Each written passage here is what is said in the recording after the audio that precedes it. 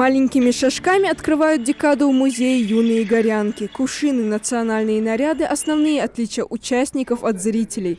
Программу воспитанники музея ведут исключительно на ингушском языке. Узнать больше о родном языке пришла и учащаяся местной школы Хади Миржоева. Она даже подготовила рисунок для выставки. Девочка признается, что любит смотреть, как на современный лад преподносят народные истории. О том, как в старину переговаривали молодые, узнала из спектакля «Из тьмы веков».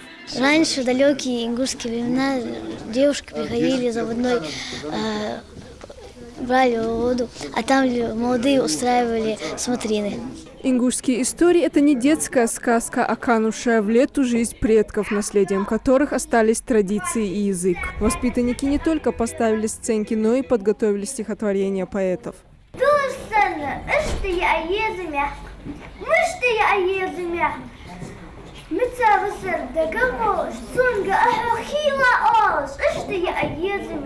О становлении ингушской письменности и известных сыновьях народа дети знают немало. Это не единственное их посещение и участие в мероприятиях, приуроченных ингушскому языку.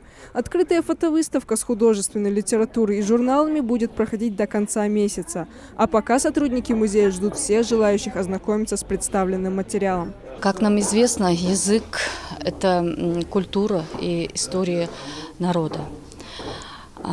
Человек без языка и без места обитания его этносом нельзя назвать. Сегодня мы можем говорить на разных языках, но на родном языке мы обязаны говорить. Родной язык – это дар, который передается испокон веков. Несмотря на то, что ингушским языком на сегодняшний день владеет свыше 500 тысяч человек, он носит статус уязвимый. Ежегодная декада проводится в целях сохранения и развития ингушского языка, распространения традиций и духовной культуры народа. Лариса Дударова, Джамалил Тамасханов, Новости 24.